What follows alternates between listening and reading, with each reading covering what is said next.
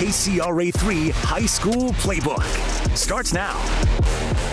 There they are right there, the two helmets, which means welcome to KCRA3's High School Playbook Show. I'm Del Rogers. Tonight we're the semifinals of the high school football playoffs. And like we have during the past 13 weeks, we will bring you every aspect that makes up the high school football experience. That means the bands, the fans, cheerleaders, game officials, even the parents. We begin with a Division I matchup that saw Folsom host the Inderkum Tigers. Tigers had an early lead tonight. Second quarter stuff. Ricky Cole finds the hole for a 2-yard touchdown for Inderkum. The Tigers eventually clawed their way to a 6-point lead in the third quarter.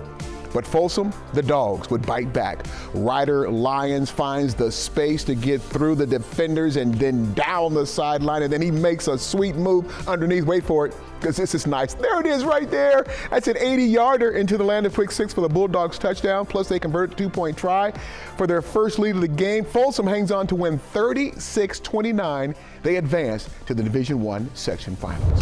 Elsewhere in the D1, the Oak Ridge Trojans, they had to make the trip south to Modesto to face the Central Catholic Raiders. Central Catholic made some moves early tonight. Watch, Tyler Wentworth finds Carter Meeks to pick up 20 yards and a Raiders first down, but CC Raiders, they scored only twice tonight. For Oak Ridge, Joaquin Graves Mercado connects with Caleb Edwards. This guy gets loose, and he can just flat out go. Check this one out. Nice catch right there. Spin move to get away.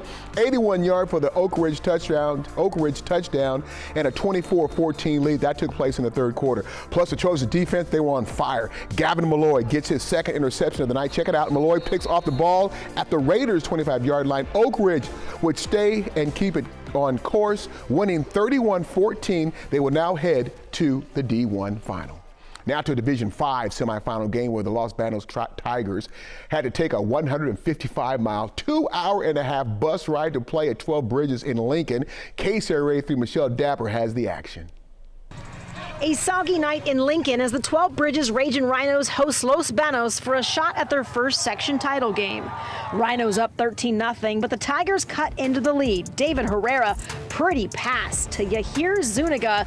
He falls into the end zone, a 38-yard touchdown. It's 13-7, 12 Bridges.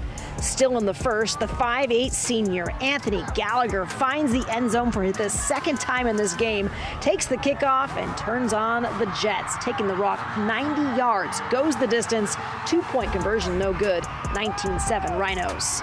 Los Banos trying to hang around in the second. Herrera rolls left, still rolling, throws across his body to Caleb Robertson. It's a 43-yard touchdown as they trail 26-14.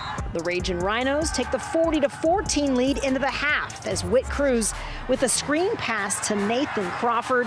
He does the rest. 18 yards for his second score of the night. 27 unanswered points for 12 Bridges. Anthony Gallagher scores his fourth touchdown of the game. The Raging Rhinos run all over the Tigers, 53-14, and it's on to the ship. Practicing on Thanksgiving, how does that feel? It feels a little surreal at this point in time.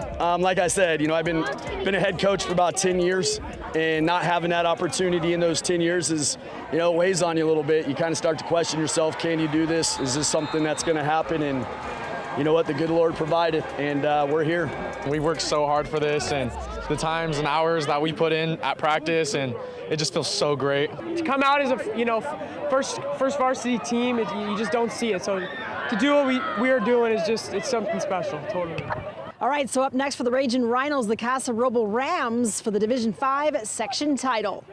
In Lincoln, Michelle Dapper, High School Playbook.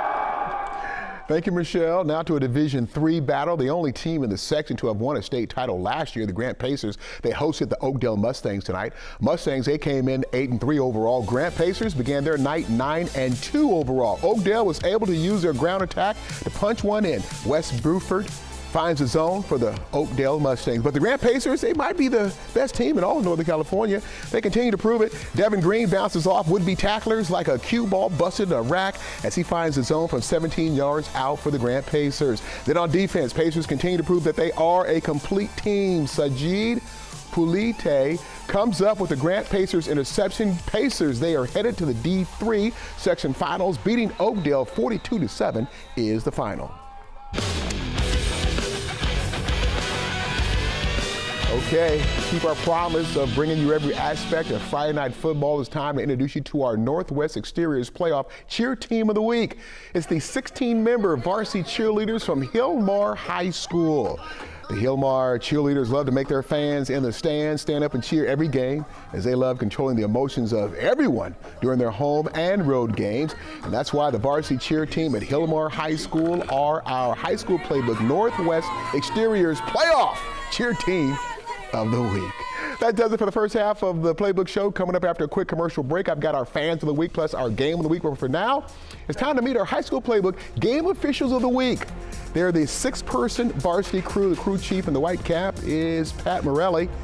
Pat has refereed high school football games for 35 years, and before he retired, Pat worked for Anheuser-Busch as a regional sales manager.